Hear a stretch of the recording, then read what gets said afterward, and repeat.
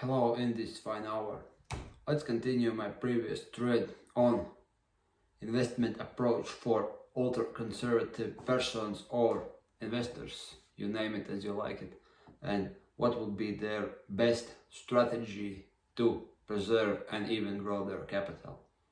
Well, first things first, if you have large capital, or at least capital which requires some attention, like more than a couple thousand of dollars or euros, firstly, you should structure them correctly. Why?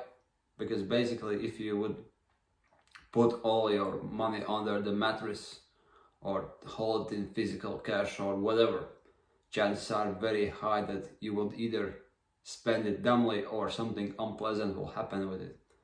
And provided if you stash that money long enough, it will be almost certainly true, because as you know, quite unlikely events became very likely events in long enough time period. So first things first, right?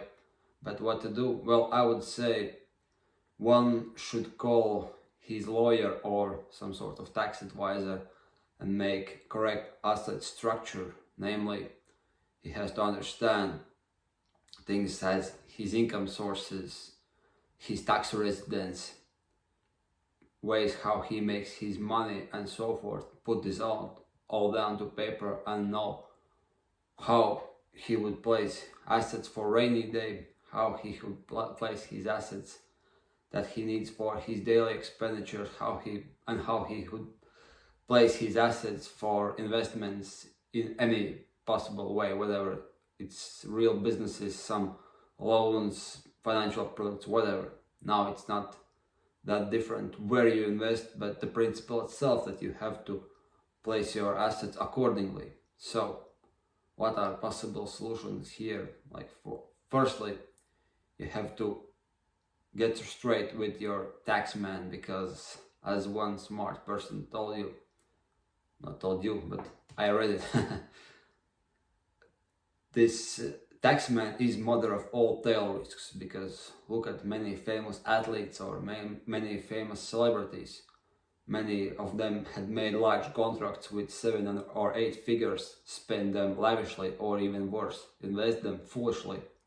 They had no money left, and after years, revenue man or tax man comes after them and charges things they haven't been paid, plus penalties. So most of them who had these issues are broke, or even having quite serious legal problems. Like these types of things happen with some consistency, so I wouldn't say this is a surprise for everyone that this is the thing like that. So you have to know how you are making money and how you had structured this income from best perspective of taxes, whether you have to be incorporated and receive all your money on your corporations, so that these corporations could invest and make expenditure before they are making taxes, which is common practice. So maybe make some money to yourself, some money to your corporations, I don't know. Then you have to see what's the best tax rate for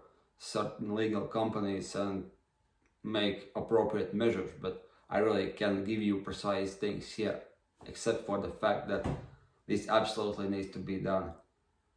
And then once this is set, you could think what's the best jurisdiction and the best place for your money, because apart from taxes, there could be things like litigations from your spouses, especially if you are close to divorce.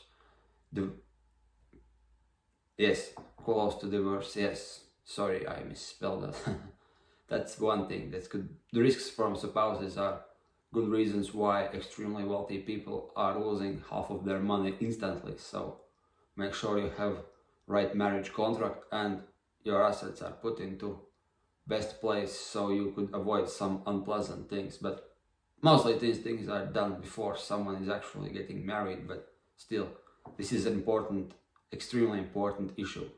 Secondly, there could be litigation risks from family members and relatives. Yes, that might sound unfortunate, but probably there could be extremely a lot of percentages when large assets are solved this way. If someone actually accidentally dies or becomes incapable of working, then all hell breaks loose. And this is since beginning of human history. I don't know, one of the more common ways why people fight and actually even go to war. So no surprises also here, unpleasant truth, but it's the truth. So now what happened when some envious relative asks for your money, or there is some issues regards inheritance. So this also is an extremely important thing. And third, there could be litigations from business partners and potential investors, creditors, or whatnot. So also these things has to be structured extremely thoroughly, because also this is also extremely common source of litigations. And if you ask lawyers what they do, they basically they are making money out of litigation processes between investors, between business partners, and between family members and relatives or friends who have loaned money to each other or something like that. Like these are 80% of the risks.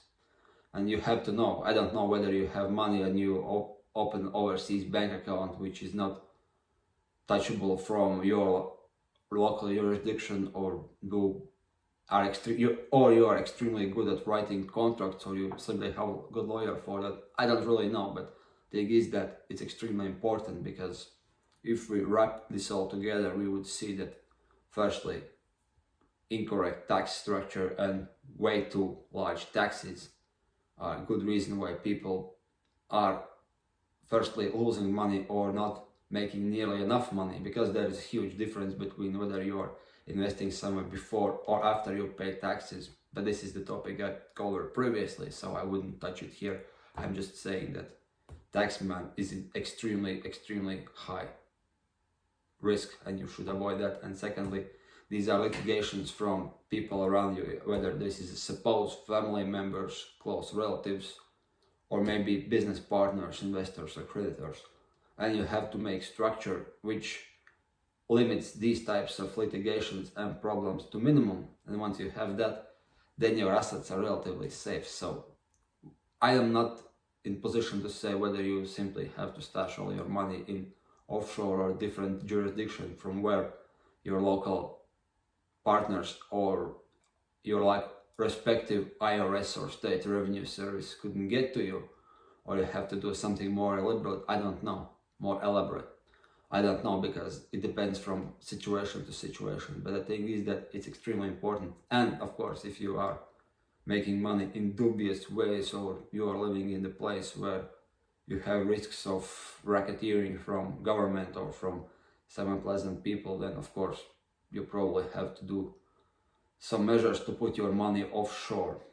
And then once you have it, then it's easy. Then you could see whether you could stash something in the cash, make overseas bank accounts on your name, which is anonymous, make several structures of companies which simply takes all your profit and puts them in safe places, and whatever if you see fit. But the thing is that these things have to be listed and addressed, because if someone couldn't get back to you, whether you are doing something legally or semi-legally, I don't know, but you have to reduce those risks, then you are safe.